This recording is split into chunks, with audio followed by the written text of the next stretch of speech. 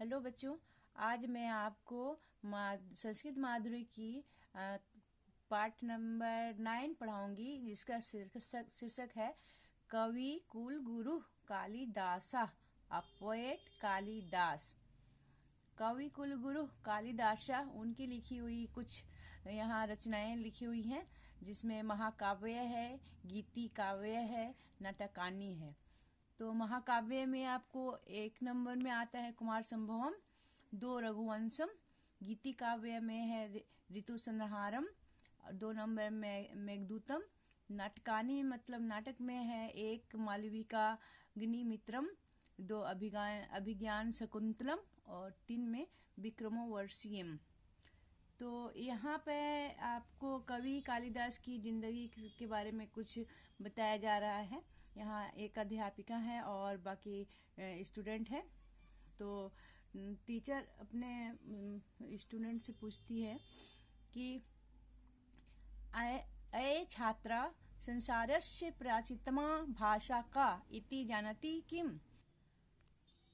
Teacher कहती है कि हे छात्रों, क्या आपको पता है कि संसार की सबसे प्राचीन पुरानी भाषा क्या है, कौन है?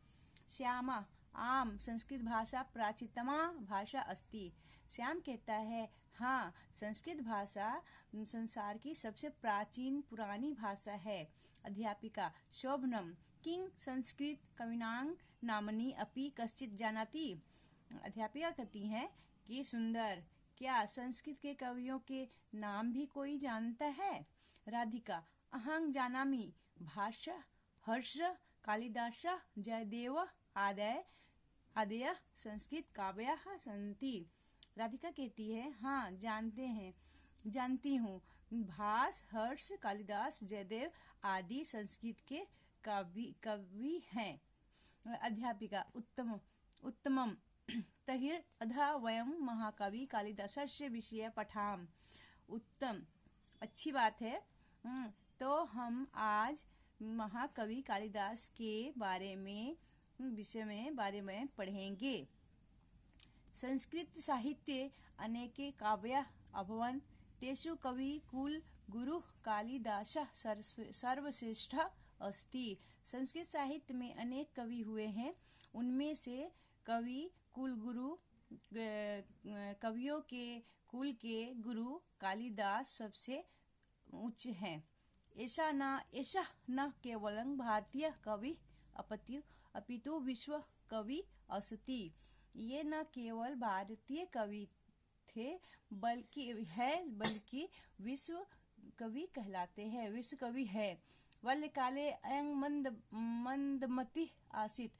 बचपन में ये बहुत मंद बुद्धि थे, मतलब साधारण बुद्धि वाले थे।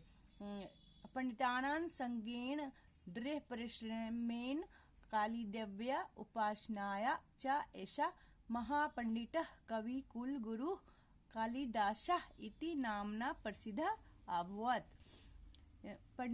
पंडितों के संगति में और दृढ़ परिश्रम माने बहुत ज्यादा परिश्रम करके देवी काली की उपासना करके ये महापंडित कवि कुलगुरु कालिदास के नाम से प्रसिद्ध हुए। अनन्तरं कालिदासः अनेकान् ग्रन्थान् रचित्वा संस्कृतस्य भारतस्य च गौरवम् अवर्धयत्। अनंतरण में कालिदास ने अनेक ग्रंथ रचे, संस्कृत में अनेकों ग्रंथ रचे हैं, जो भारत के गौरव को बढ़ाता है।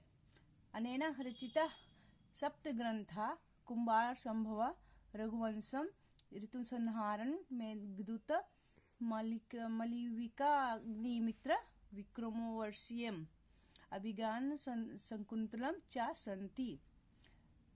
अंतराल में अनेक रचनाओं में उनकी 7 ग्रंथ मुख्य है, जिसमें कुमार संभवम, रघुवंशम, ऋतुसंहारम, मेघदूत, मालविका अग्निमित्र, विक्रमोर्वशीयम, अभिज्ञान शकुंतलम है। एतेषु ग्रन्थेषु अभिज्ञान शकुन्तलं नाटकं विश्वे महती ख्यातिम अभवत्। इन सभी ग्रंथों में से अभिज्ञान शकुंतला नाम का नाटक विश्व में विख्यात हुआ है या ख्याति प्राप्त किया है। अभिज्ञान शकुंतला नाटकस्य नायकः पुरुवंशी दुष्यंतः अस्ति। अभिज्ञान शकुंतला के नाटक के हीरो, जिसको कहते हैं हीरो, वो पुरुवंशी दुष्यंत, पुरुओं के वंशज दुष्यंत हैं। अस्य नायिका अति सुंदरी मेनका पुत्री शकुंतला अस्ति। इसकी नायिका, इसकी जो हीरोइन है, वो बहुत सुंदर मेनका की पुत्री शकुंतला है। शकुंतला दुष्यंतो गंधर्व विवाहम अकुरुताम। शकुंतला और दुष्यंत ने गंधर्व विवाह किया था। कालांतरान तयो वीर पुत्रस्य भारतस्य नाम्ना अस्माकं देशस्य नाम भारतवर्षं जातम्। कालांतर में बाद में इन दोनों के वीर पुत्र भरत के नाम पर ही हमारे देश का नाम भारतवर्ष पड़ा। अद्य जगति अनेकासु भाषासु कालिदासस्य ग्रंथनाम अनुवादः प्राप्ते। आज दुनिया में अनेक भाषा में कालिदास के ग्रंथों का अनुवाद मिलता है। सर्वे ता महंत कवि प्रशंति कथयन्ति च। सभी इस महान कवि के प्रशंसा में कहते हैं। पूरा कविनां गणना प्रसंगे कनिष्ठिकाधिष्ठित कालिदासा अधापि तत्तुल्य कवेर भावतः अनामिका सार्थवती बभूव। अतीत में कवियों के गणना के समय में कालिदास को कनिष्ठ, मतलब कि कानी उंगली होती है ना, छोटी वाली, सबसे छोटी वाली उंगली, उनका जो ये क्या बोलते हैं स्थान कानी उंगली के समान था। लेकिन उस समय कवियों के अभाव में ये अनामिका, ये छोटी उंगली अपना सार्थक स्थान प्राप्त किया। इसका शीर्षक यह है, पूरा निष्कर्ष ये है कि पुरा कविनां गणना प्रसंगे कालिदासः कनिष्ठिका आम अधिष्ठित अद्य अपि तत्तुल्य कवेय अभवान अनामिका सार्थवती बभूव।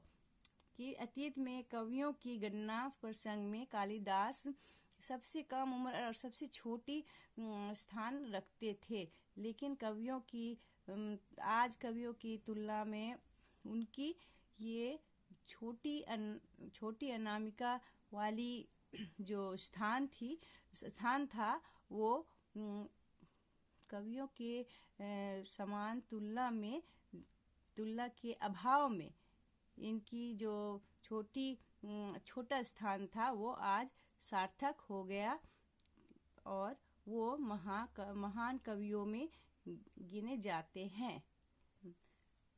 आज के लिए इतना ही। बाय।